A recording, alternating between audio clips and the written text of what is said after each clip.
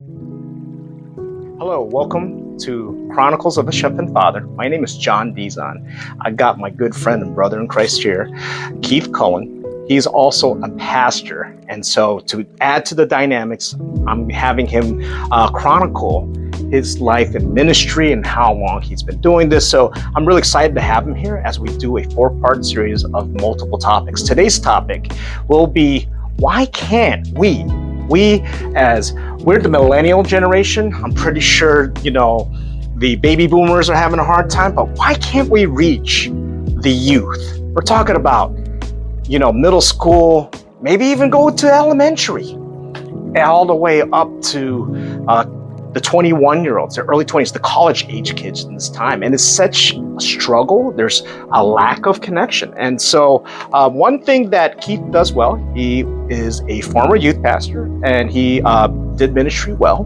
He also works in ministry currently now in a nonprofit team. So it's just really good to have him so he can tell us what his perspective, because he connects with a lot of the youth in the central PA community. Keith, go ahead. Yeah, so my name is Keith Cullen. I've been in Mount Joy, Pennsylvania for about 5 years, but I've been in Lancaster since 2013. And ever since that time, I've been involved in youth ministry. But also prior to that, I'm a graduate of Moody Bible Institute in the Spokane campus in Washington State. And while I was there, I started ministry in 2009, and I've been involved in youth ministry since then. So I'm not going to count the years there. There's no need to do that. That's not necessary. So 2009 up until now, I've been involved in various youth ministry programs, and the Lord is good. I went to school with an intercultural studies degree, and I want to go overseas. That's still a passion of mine, and I have been overseas. But the Lord just keeps putting youth ministry in my lap. And I think that's how I'm wired. I think I came to know Christ when I was 15, so I was a teenager. So I guess that's a part of my psyche a little bit. That's kind of who I connect with, teenagers or young people who are asking those deep questions and looking for God, looking for meaning, looking for just something. Some kids don't even know what they're looking for, but it's some people don't know what they're looking for. So as they talk, as they start I guess I'm kind of diving into the topic a little bit, but as I talk with youth, or if I talk with people, I find that every conversation kind of reveals a little bit. As people tell their stories, something comes out. And that gives off part of my answer. I won't jump into some of our, some of my methods too early, but that is part of it. I think as I've gotten to know youth, I just listen, I just explore. I'm a naturally curious person. And so as a pastor and as someone who's been involved in youth ministry all these years, I think, I'm naturally a curious person. So even now on this topic of how do we reach the youth, how do different generations reach the youth, I'm just very passionate about this topic because someone reached me. And so now I get the opportunity to then reach others, and whether or not someone is receptive to me reaching out to them or not, it's just who I am. It's just inviting others into what we're doing or whatever. So just alluding to what you said, so you converted at the age of 15, so you have a heart for youth because of your experience of Christ at that age. Yeah. So it kind of goes into the next question: were you raised in a Christian home? Yeah, so that's a good question. No, I wasn't. From what I understand, I went to church.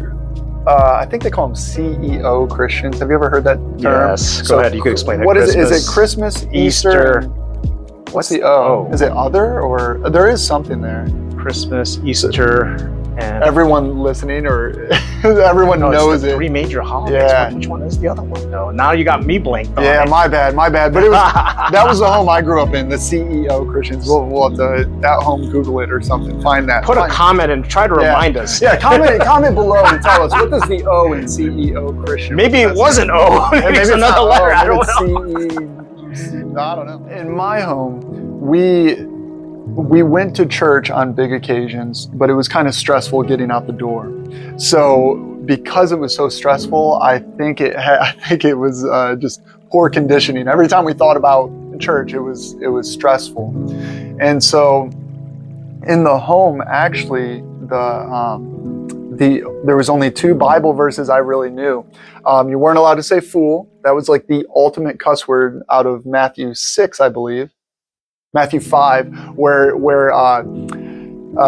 if you call your brother a fool, you're liable to judgment. So if we said fool, we were in big trouble. Really? Yeah, which is super odd because I've heard worse words, especially in my upbringing. I've heard worse words, but fool was like the one you cannot say. And then the other verse I knew was Psalm 23, and I only knew that from Coolio, because Coolio's song, as I walk through the valley of the shadow of death, I take a look at my life and realize. So sorry, that's my Detroit coming out of me. So I grew up in Michigan, went to school in Spokane, Washington. Now I live here in Lancaster and I do ministry here. So I've a little diversified in my background, but my upbringing, I just got little nuggets of truth along the way, but I was not raised in a Christian home. So yes, somebody came and invited me to church when I was seeking, and that's what brought me to where I am today. And thank God for it. God has been really good through the entire process. There's been definitely lows.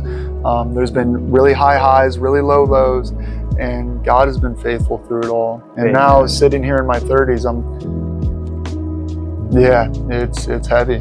God is good. Kind of feeling that memoir, your traveling back. Let's say traveling back instead. Traveling back in time. But one of the things that you also mentioned that I liked is you and I have a very similar background. Yeah. So I did not also get raised in a Christian home. My mom is a Baptist. She was raised in a Baptist church in her childhood in the Philippines, but we didn't practice being a Baptist in Miami, where I was born.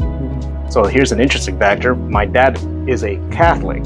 He was supposed to be a Catholic priest. Yeah. And so the interesting part behind the story is we didn't really go to, I think my mom did try to put me in a Baptist church with the youth group and everything, but a lot of people will laugh when I say this, but I was too shy. Yeah. And, a lot that is funny. That is, you see how you laugh about it. Yeah, people think I'm like this outgoing, extroverted, but I'm really shy.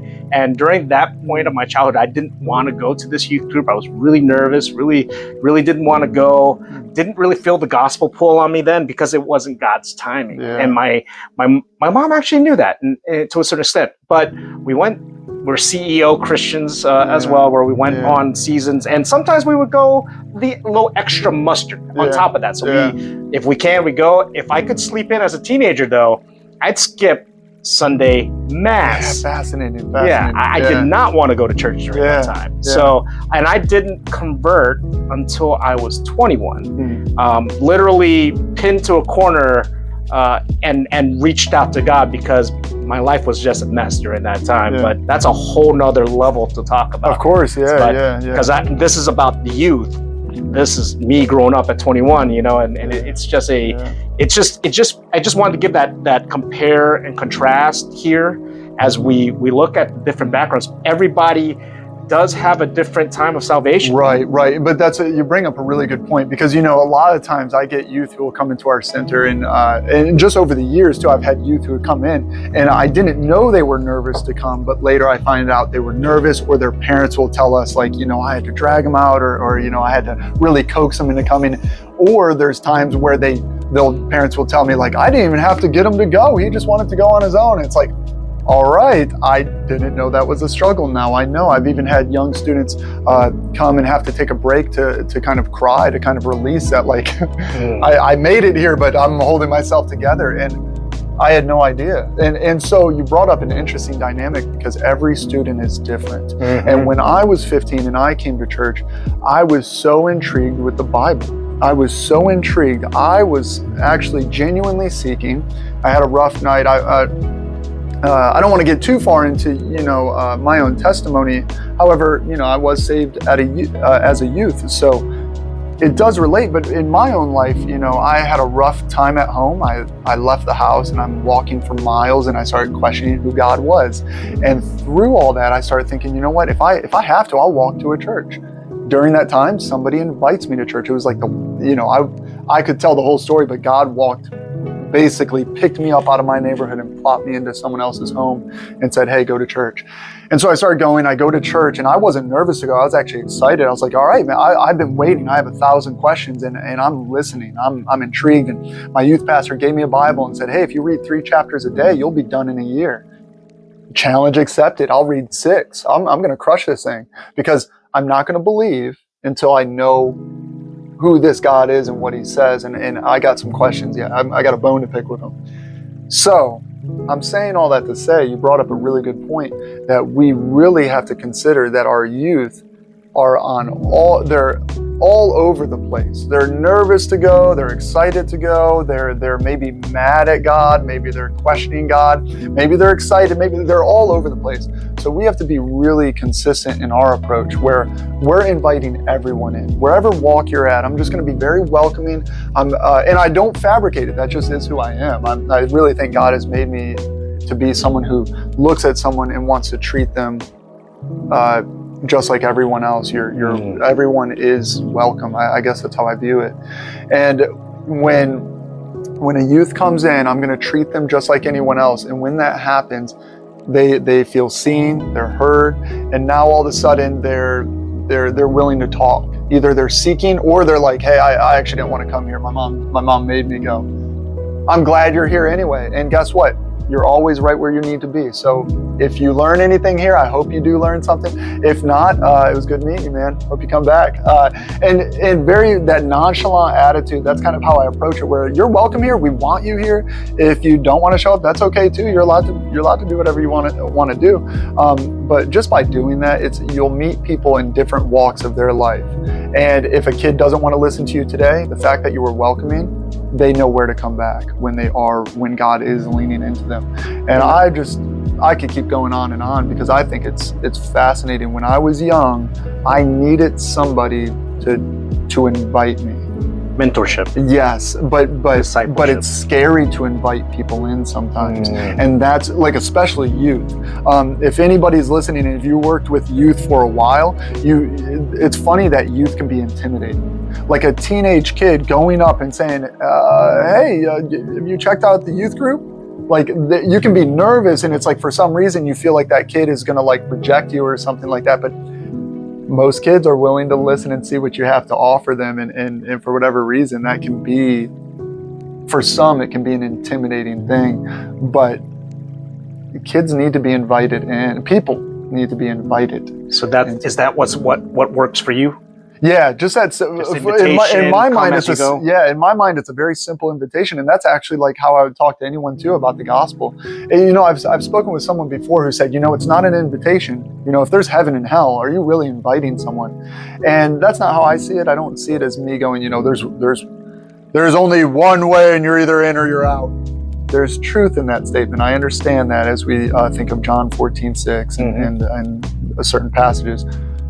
But I'm talking about just inviting someone in to play dodgeball. You're just, hey, you're valuable. You want in? Like, you belong here. What are you up to? Come on in. You have a story to tell? Get in here. You just want to go stand on the wall and watch what we're doing? You're welcome to do that too. It doesn't matter. We're just glad that you're here.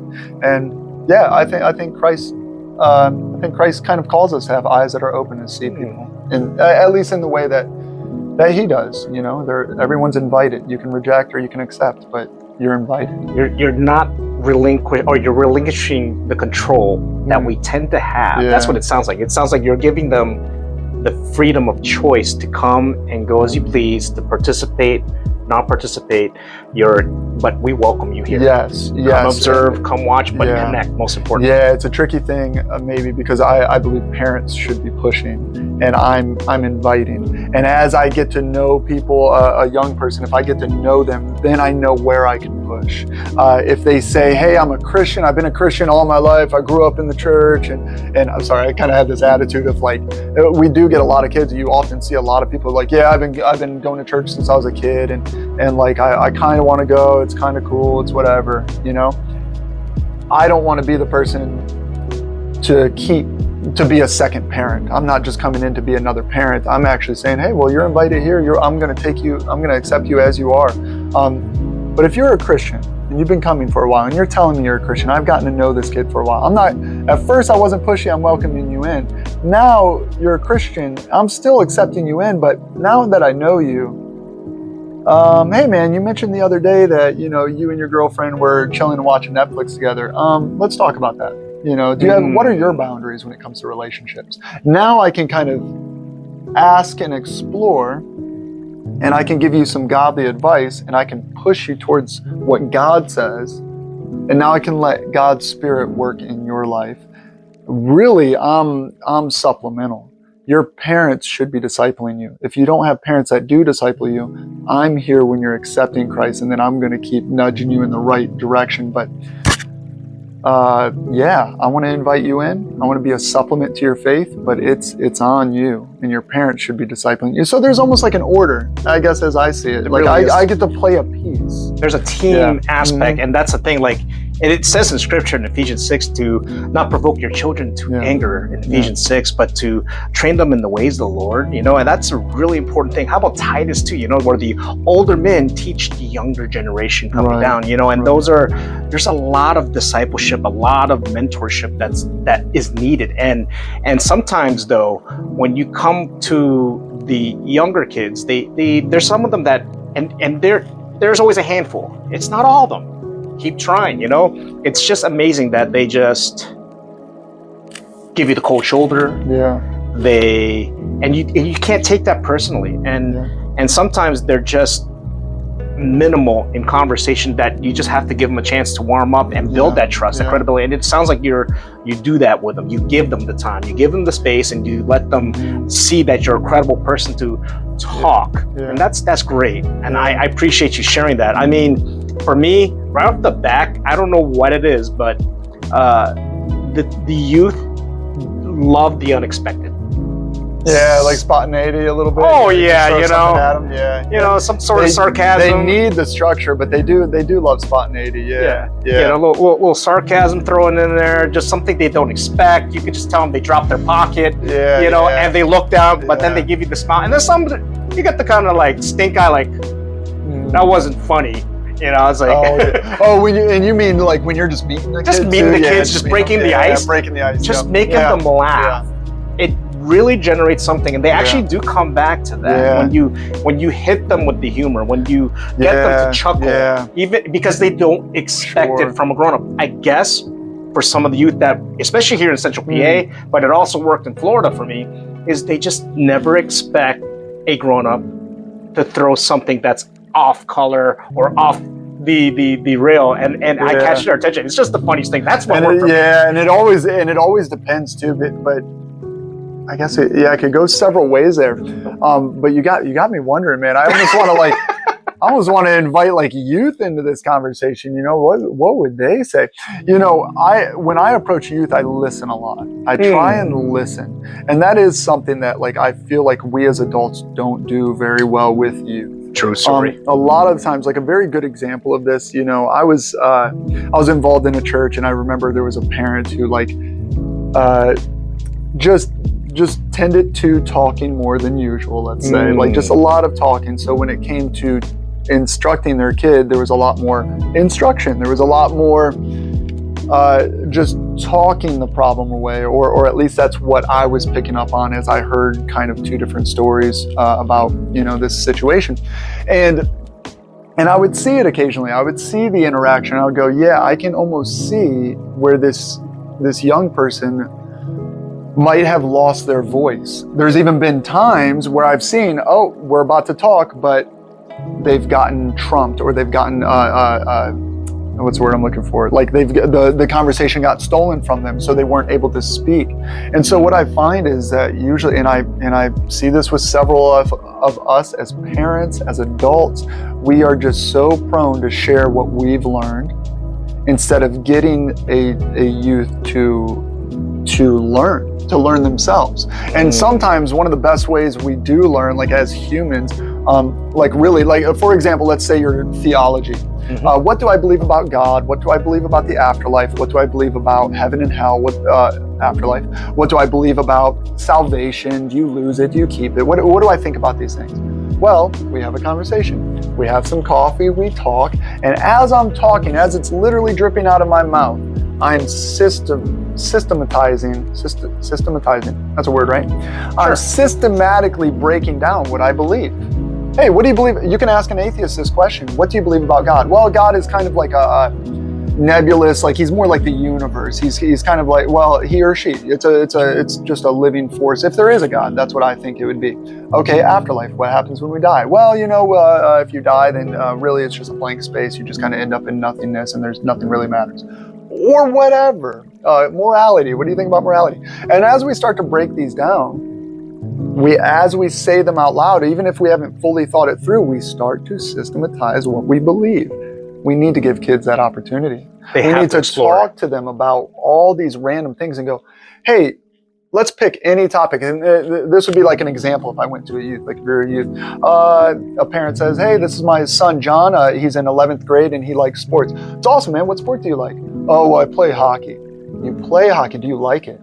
Oh, I don't know. I've been doing it for 12 years. So you've been doing it for a while. You've been really consistent. Way to stick through, man. That's wild. 12 years is a long time. I can't think of many things I've done for 12 years. That's impressive. Now, if you could choose any other sport, what one do you think you'd play? Well, I would play fill in the blank. I would actually like to swim, but I can't because it's the same time as hockey. All right, I'm learning something about you a little bit. Why? I'm letting you talk. I'm giving you open questions. I learned enough about you to open a door into an open question of, do you enjoy it? Now that's yes or no. If there was any other sport you could do, what would it be? Now you're thinking. I'm just talking. And if it was something like technology, hey, this is my son. He's always playing video games. I can't seem to get him off of it. And that'll happen literally right in front of the child. And that blows my mind a little bit because, it's a little different topic, I guess, where we're talking about how we show dignity to our children in front of others. I've seen that a couple times too, where it's, hey, this is my son, John, plays video games 8 hours a day and does nothing else. Can you do anything? What can you do? And sometimes I'll get that. And really when I hear that, I do nothing, but I try my best to show grace. I'm not addressing that. Hey man, what video games do you like to play? It's awesome. That's crazy. Back in the day when we were playing video games, like we weren't online, and now you can actually make money doing it, which is nuts, man. Monetizing video games on YouTube. So what YouTube videos do you watch? Right. Boom. I'm in a door, and I'm going to explore this kid's world a little bit, and then I can speak it.